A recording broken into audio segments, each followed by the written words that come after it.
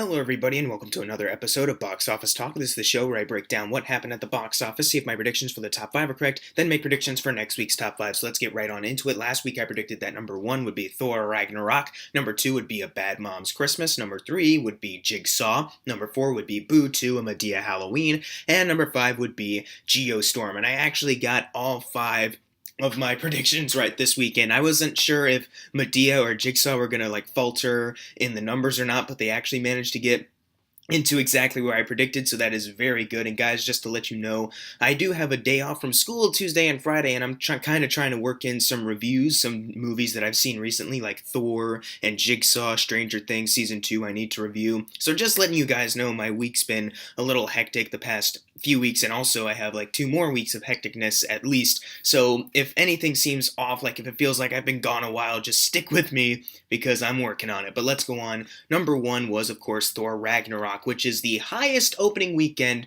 for a Thor film, making $122 million on its opening weekend, adding to a worldwide total of $431 million, and this is only on a budget of $180 million. It's already gotten its budget back and doubled it, working on to triple it. That is incredible for this movie. I believe that it made a little bit more money than Spider-Man Homecoming, but it made a little less than Guardians 2. Now, whether I think this movie's better than Guardians 2 or better than Spider-Man, I'll leave that to the review, but I'll just say for now that I am pleased that this movie especially made so much money that it did, because it is definitely worth it. It is a fun film, to say the least. Number 2, however, I doubt is a fun film at all. A Bad Mom's Christmas, making $16 million, which, adding to a domestic total, was $21 million because it opened on Wednesday instead of a Friday, and on the worldwide chart is already at $27 million. So budget-wise, it has $28 million. It's already almost doubling it, which is to be expected because this movie is a sequel to a movie that was very popular, and this movie doesn't have that big of a budget, so of course I think it's kind of obvious that this movie's going to do well. Critically, however, not so much. A lot of people are not liking this one. There are some people out there that did like the first one. I will never understand those people, but I'm glad that people are kind of catching on to what these movies are. I haven't seen this movie yet, but I'm just going to predict that it's the same bullcrap as the first one.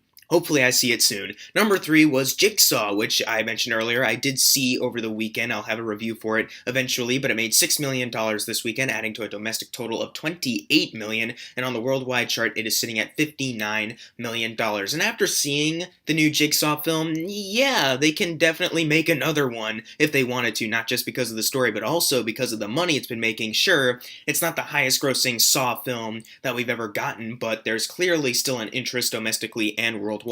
Not as big an interest, but there's still an interest and audience wanting to go see it, so we might be getting another Jigsaw movie next year, who knows. Number 4 is Boo 2, A Madea Halloween. It made $4 million this weekend, adding to a domestic total of $42 million. Now the budget, it needs to get to $50 million to be considered a success. It is slowly trying to get to the $50 million margin worldwide. Isn't really helping it too much, so we're just going by the domestic numbers here. I'm actually not so sure if we would get another Boo movie out of this. Now, I doubt that maybe they would have if this movie made $50 million at this point. But I'm just saying maybe not, even though some people would say that the actual money they spent was quite cheap.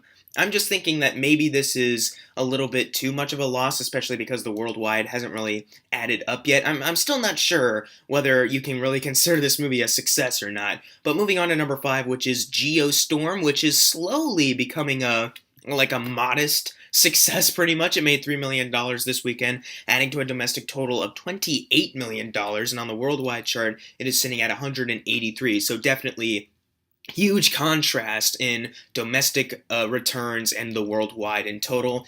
It only needs about 57 or so million more dollars to double its budget and then be considered a success. I'd say that already getting close to 200 million is pretty good for a film that at first everyone thought was going to be a huge flop, but that being said, it still technically is a flop, but it's not as big a flop as many expected. Number 6, Happy Death Day, making $2.6 million, adding to a domestic total of $52 million, and on the worldwide chart, it is sitting at $78 million. I don't really have much more to add on this film, just that it's Halloween, so the drop is kind of expected. also because it's been out for a while. Yeah, let's move on to number 7, which is Blade Runner 2049. And I think that you can officially, sadly, say that this movie was a flop. It made $2.3 million this weekend, adding to a domestic total of $85 million. And on the worldwide chart, it is sitting at $240 million.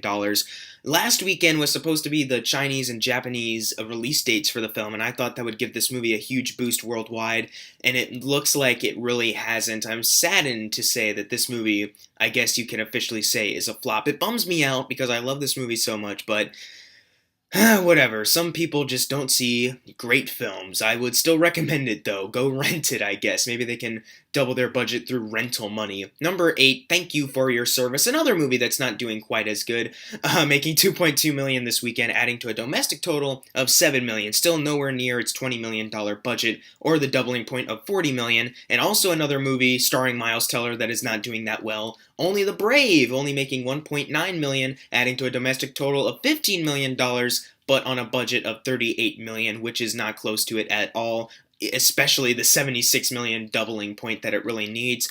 And finally, closing it out, number 10, we have a movie I've never heard of, so let's skim through it for a second. Let There Be Light, a Christian drama film that's been out since last week, I guess. It made $1.6 million this weekend, adding to a domestic total of $4 million, and they did not have a budget for me to report on.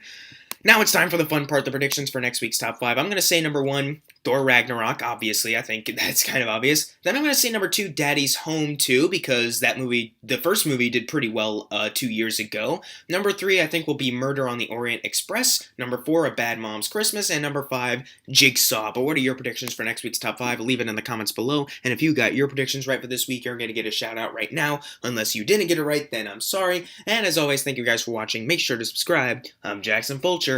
See you guys next time.